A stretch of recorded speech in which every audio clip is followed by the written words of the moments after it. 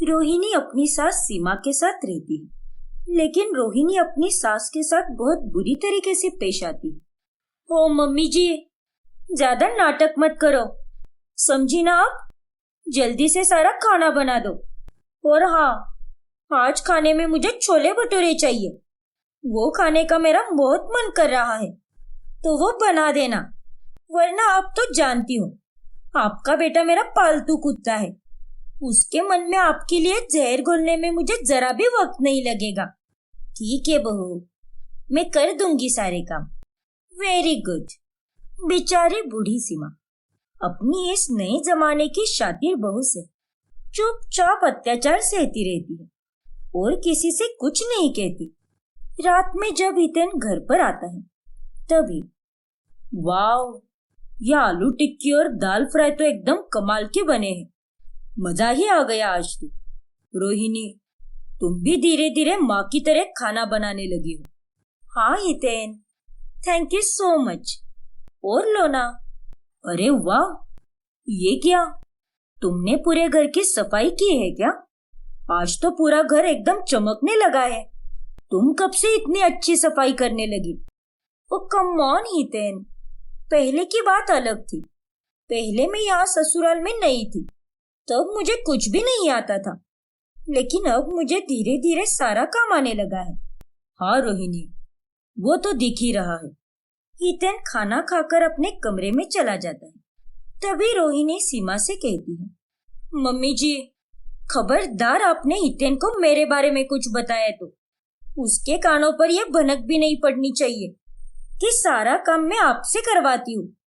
हाँ रोहिणी बहू, तुम चिंता मत करो, मैं मुन्ना को कुछ भी नहीं बोलूंगी। फिर एक दिन सीमा की तबीयत खराब होती है। वो बिस्तर में बुखार से पूरी तरह तप चुकी होती है, लेकिन उसके बावजूद भी रोहिणी उसे बिस्तर से खींचकर हॉल में लाती है और झाड़ू पोछा देते हुए सारा काम करवाती है। बहू, मुझे चक्कर आ रहे हैं, मेरा बदन भी तप चुका है, मुझे आराम करने दे बहू, मुझसे ये सब नहीं होगा। चुप, एकदम चुप। अपनी ये फालतू की नौटंकी बंद करो माँ जी, वरना मैं आपको ठंड में बाहर बिठा दूंगी। इसीलिए चुपचाप घर में बैठकर सारे काम करो, आई समझ? फिर सीमा काम करते हुए अचानक से चक्कर आकर गिर जाती है और उसे सिर पर चोट लगती है और उसे फौरन हॉस्पिटल ले जाना पड़ता है। रोहिणी, तुम्हारे होते हुए माँ काम क्यों कर रही थी? उनकी तबीयत पहले से ही कितनी खराब थी। अरे हितेन, मैं बाहर सब्जी और दूध खरीदने गई थी और जब घर लौट कर आई तब मम्मी जी को बेहोश देखा। मुझे लगता है कि उन्होंने अपनी मर्जी से सारा काम किया है। शायद उन्हें लगा होगा कि मुझे आने में देर हो जाएगी। हितेन और रोहिणी बात कर ही रहे होते हैं, तभी अंदर पहले से ही सीमा की सहेली जमुना बहन बैठी होती है। सीमा रो रो कर जमुना बहन को सारी बात बताती है। क्या तुम्हारी बहू तुम पर इतना अत्याचार करती है और तुम भी ये सब कुछ चुपचाप सहन कर लेती हो? ये बहुत गलत किया है तुमने सीमा बहन। तो अब मैं क्या करती भला? मेरे तो पति भी नहीं है, मैं अकेली किस पर निर्भर रहूं? और मेरा बेटा भी सारी बातें बहू की सुनता है। वैसे तुम्हारी बात भी सही है, लेकिन मेरे पास तुम्हारी बहू को लाइन पर लाने का एक अच्छा तरीका है। फिर जमुना बहन और सीमा एक प्लान बनाते हैं, जिसमें डॉक्टर से कहते हैं कि हितेन और रोहिणी को कहे कि जमुना बहन दिमागी तौर पर थोड़ी सी अस्वस्थ हो चुकी है। क्या? हाँ हितेन, आपकी माँ को सिर पर चोट लगने के कारण उनकी मेमोरी थोड़ी सी अनस्टेबल हो गई है, इसीलिए रह रहकर वो कभी कभार चीजें भूल सकती है। तब आपको उन्हें याद दिलानी होगी। वो पूरी तरह कब ठीक होगी पता नहीं, लेकिन तब तक उनकी हिफाजत करनी होगी। अरे बाप रे, ये क्या हो गया? कुछ ही दिनों बाद सीमा घर आ जाती है। तभी एक रोज, मम्मी जी, आप ठीक होकर आई हो, इसका मतलब ये नहीं है कि आपको मेरे कामों से छुट्टी मिलने वाली है। आज मेरी सहेलियां आने वाली है, इसीलिए ये सारा फैला हुआ सामान ठीक से समेट कर रख दो। और घर एकदम शीश महल की तरह चमका दो। ठीक है बहू, जैसा तुम कहो। और हाँ, मेरी सहेलियों के लिए गुजराती खाना बनाना, समझ गई आप? ठीक है बहू। रोहिणी इतना कहकर बाहर चली जाती है और शाम होने पर जब वो अपनी सहेलियों के साथ घर आती है तभी उसका घर वैसे का वैसा ही पड़ा होता है। उसकी सास ने कुछ भी सफाई नहीं की होती और तो और उसने खाना भी नहीं बनाया होता। ओह गॉड, क्या रोहिणी, तूने तो कहा था कि तेरे ससुराल का घर बहुत ही अच्छा है, लेकिन यहाँ पर तो कितनी गंदगी फैली हुई है। छी, और नहीं तो क्या। अरे इसने तो खाना भी नहीं बनाया। अरे हमें यहाँ पर क्या मक्खी मारने के लिए बुलाया है क्या? यहाँ आकर हमने तो गलती ही कर दी। चल किंजल, इस फटीचर के घर में आकर तो हमने गलती कर दी। हाँ, आज पता चल गया रोहिणी कि तू कितनी फेंकूचंद है, लेकिन घर में तो कुछ और ही हाल है। बस दिन रात फेंकती रहती है कि मेरा घर ऐसा है, मेरा घर वैसा है, इतनी साफ सफाई होती है, इतने नौकर चाकर है। लेकिन यहाँ पर आने पर पता चला कि घर के हाल तो कुछ और ही है। इतना कहकर रोहिणी की सहेलियां चली जाती है, जिसके बाद रोहिणी सीमा पर बहुत गुस्सा हो जाती है। मम्मी जी, ये सब कुछ आपकी वजह से हुआ है। अरे आपको मैंने साफ साफ बताया था, तो आपने सफाई क्यों नहीं की? खाना क्यों नहीं बनाया? अरे आपने तो मेरी नाक अपने फ्रेंड्स के सामने कटवा दी। अरे बहू, वो मैं भूल गई शायद। आजकल कुछ याद ही नहीं रहता मुझे, सब कुछ भूलती रहती हूँ बस मैं। जब से अस्पताल से आई है गजनी बनकर घूम रही हो, बेवकूफ कहीं की। फिर एक दिन हितेन की नाइट शिफ्ट होती है और रोहिणी भी अपने फ्रेंड्स के साथ बाहर चली जाती है और देर रात को घर लौटती है। अरे चल बसी क्या बुढ़िया? अरे मम्मी जी, दरवाजा खोलिए। हे राम, इतनी ठंड है बाहर, मेरे पास तो जैकेट भी नहीं है। रोहिणी कई बार घर की बेल बजाती है, लेकिन सीमा दरवाजा ही नहीं खोलती। फिर वो खिड़की के पास आकर रोहिणी को एक टक देखने लगती है। अरे मम्मी जी, दिमाग पर दौरा पड़ गया है क्या? अरे दरवाजा खोलो ना, ऐसे भूतनी की तरह क्यों घूर रही हो मुझे? लेकिन सीमा उसकी बात का कोई जवाब नहीं देती और वो बस उसे घूरती ही रहती है। अरे मम्मी जी, दरवाजा खोलिए ना। अरे बुढ़िया पगला गई है शायद। अरे खोलो दरवाजा। तब भी सीमा रोहिणी को कोई जवाब नहीं देती और वो अंदर कमरे में जाकर सो जाती है। और अब रोहिणी को ना चाहते हुए रात भर आंगन में ठंड में बैठना पड़ता है। फिर अगली सुबह जब हितेन नाइट शिफ्ट पूरी करके घर आता है तब वो दूसरी चाबी से दरवाजा खोलता है।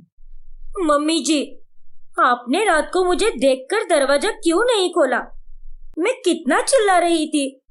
अरे इतनी ठंड में मुझे रात भर आंगन में सोना पड़ा। मुझे माफ कर दो बहू, मुझे लगा कि कोई चोर या पड़ोसी है। मैं तुम्हें पहचान ही नहीं पाई कि तुम मेरी बहू हो, लेकिन अभी मुझे याद आया। क्या? जाने दो ना, अब तुम्हें भी समझना होगा। माँ की दिमागी हालत ठीक नहीं है।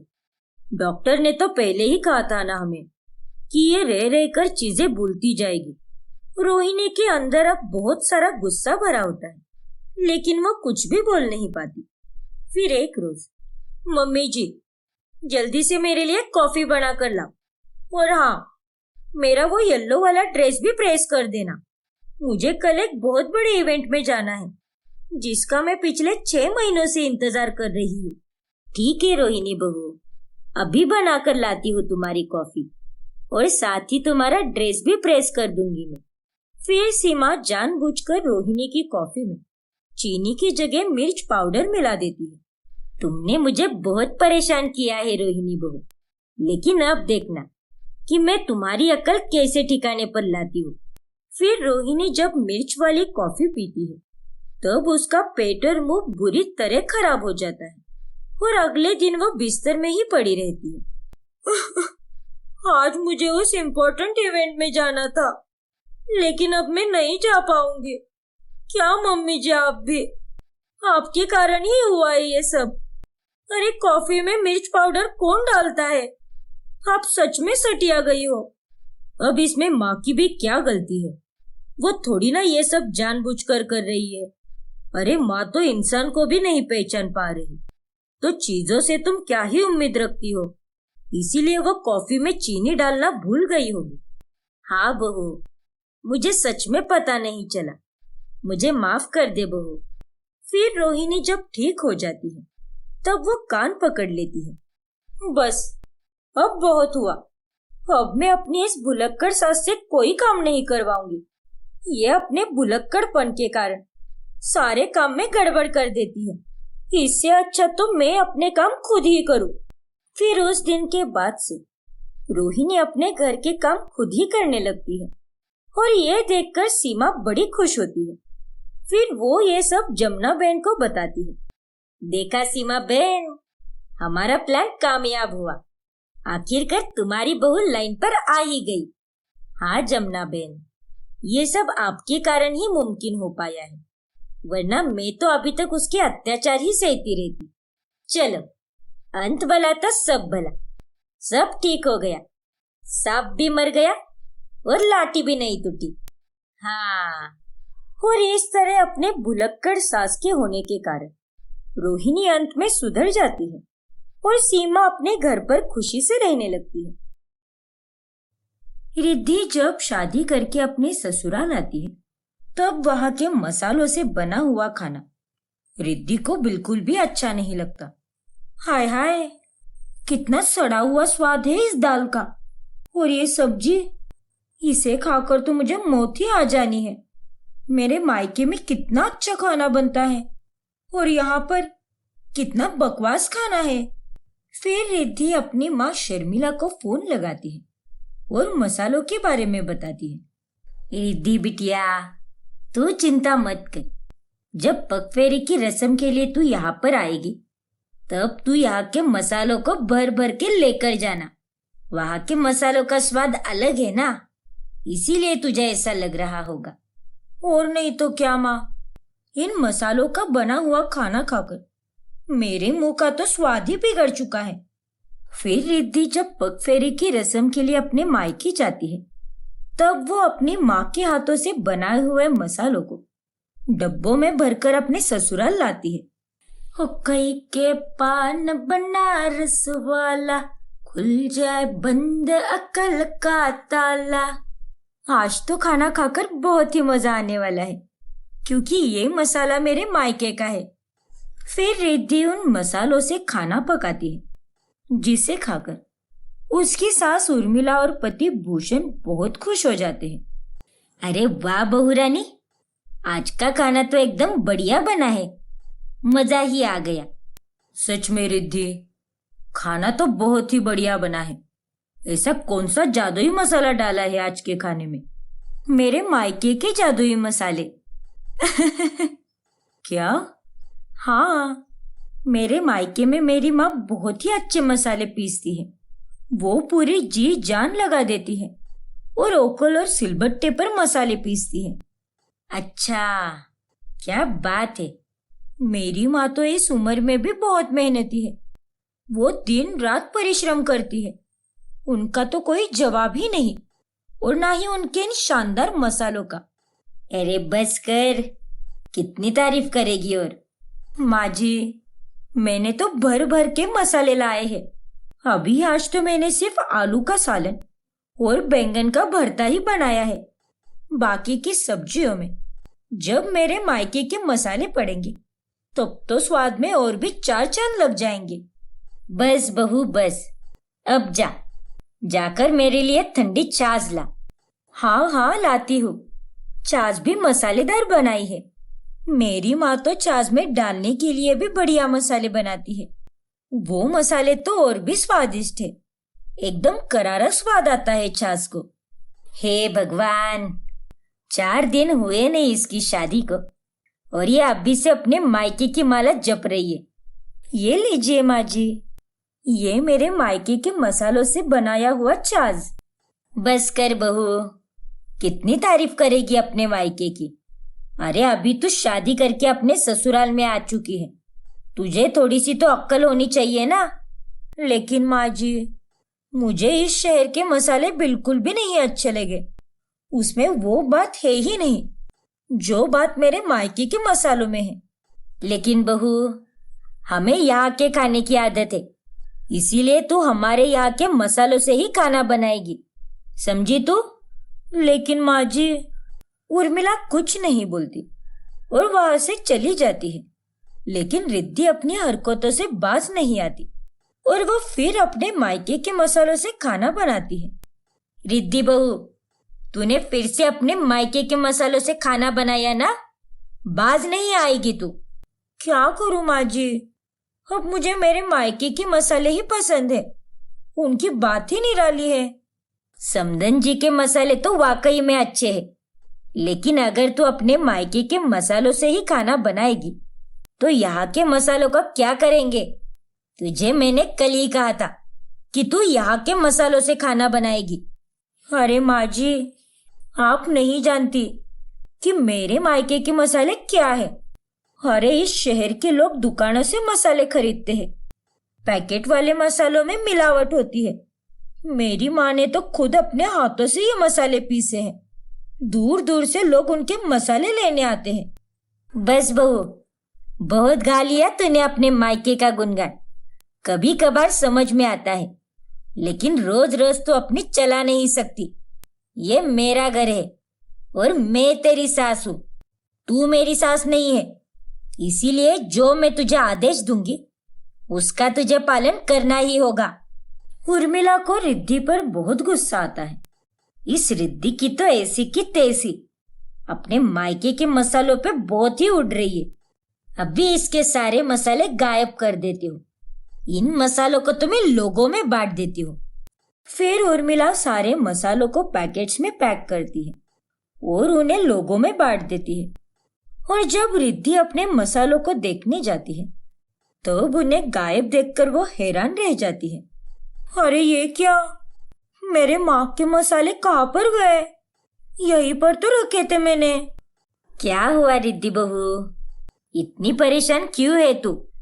अरे माँ जी, मेरे माँ के बनाए सारे मसाले गायब हो चुके हैं, पता नहीं कहाँ चले गए।